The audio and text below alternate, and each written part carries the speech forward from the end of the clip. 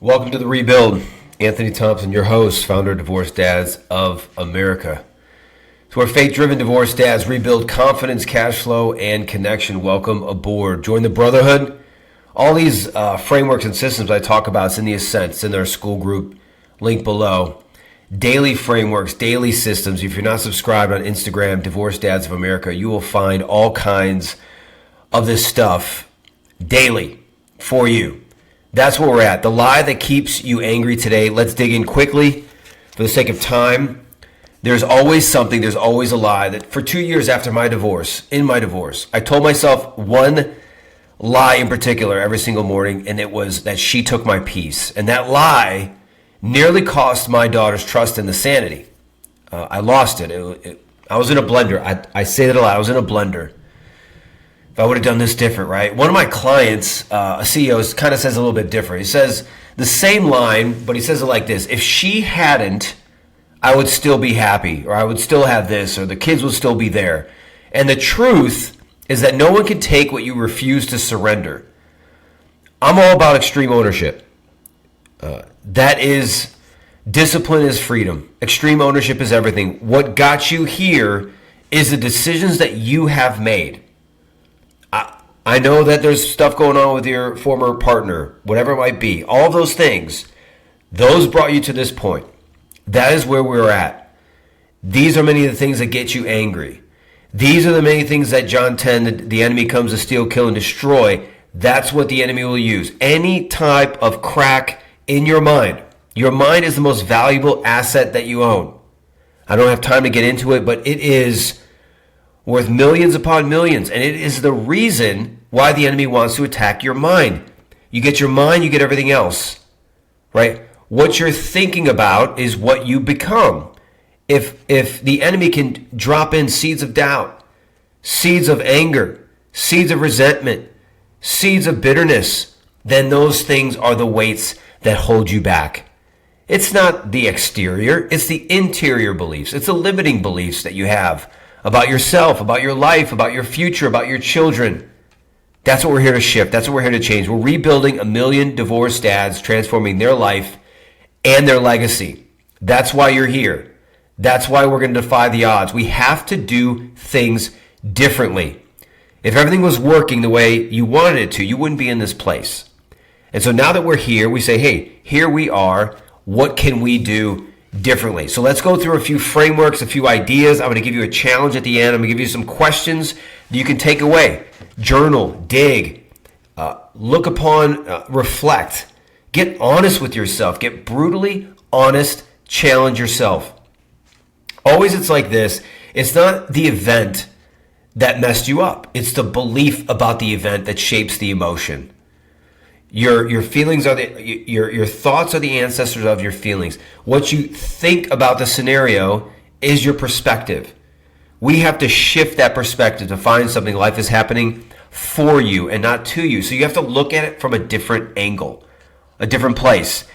Anger, according to, with the neuroscience says it like this. Anger activates the amygdala. And studies show that after 90 seconds, the chemical surge passes unless you replay the story. Guys, many of you are in this place because you have anger issues, anger management issues. You have rage, you have frustrations, you have unforgiveness, and that explodes into a lot of the emotions that you feel. Many of you say, well, that's just how I am, and that's who I am. Well, I'd like to challenge you on that. That's not who you are. That's not who you're created to be. You can become what you want to become. You can become what you think about, what you believe, and what you have about yourself. And that comes into tone. Your tone can be different when you want it to be different. All of those things can be changed if you want them to change. Jim Rohn says it like this. If you want to change, you have to change. That is why you're here. The change you seek is ultimately the freedom that you desire. So another way to look at it like this in the positive psychology is in regards to forgiveness. Many times there's anger. The forgiveness causes anger. And forgiveness increases life satisfaction by 20%, reduces depressive symptoms by 40%. Guys, how many of you would like to have a 20% higher satisfaction of your life? Wouldn't that be great? The positive psychology of what we're talking about. Dropping those things, dropping that anger, not letting it hold you back, looking toward the future, forgetting what lies ahead. Marcus Aurelius says it like this: choose not to be harmed, and you won't be.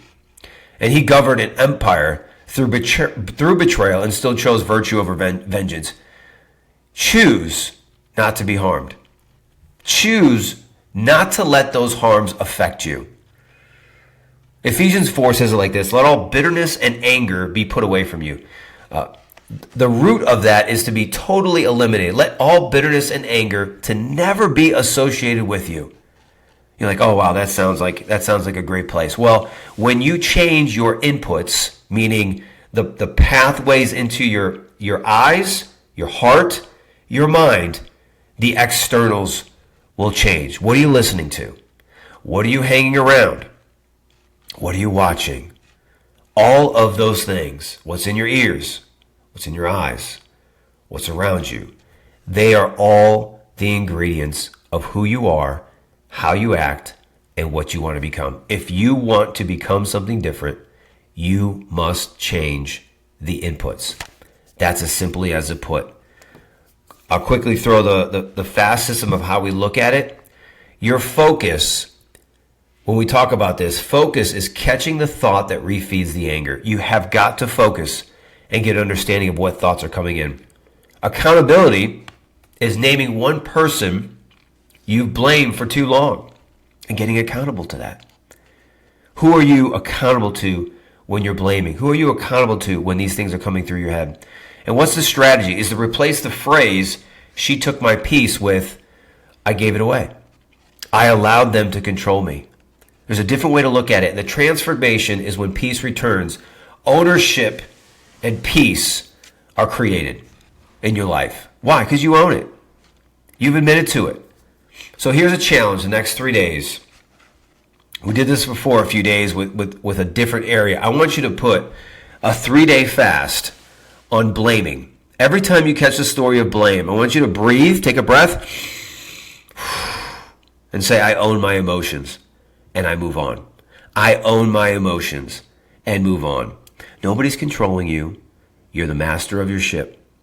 You are the decision maker, and you move on. Here's 3 questions for you today. Think about, reflect, journal. What lie are you rehearsing that's stealing your peace? Who would you become if you stopped needing someone else to apologize first? And 3, where in your life are you still punishing yourself by what God's already forgiven for you? Those are the 3 questions. Join the Ascent group, the Brotherhood, Frameworks, Accountability. Jump into Instagram, follow Divorced Dads of America. And you can always DM me if you're looking to apply to 101. Guys, I'm for you. I'm rooting for you. I love you. God bless you. I'll see you in the next one.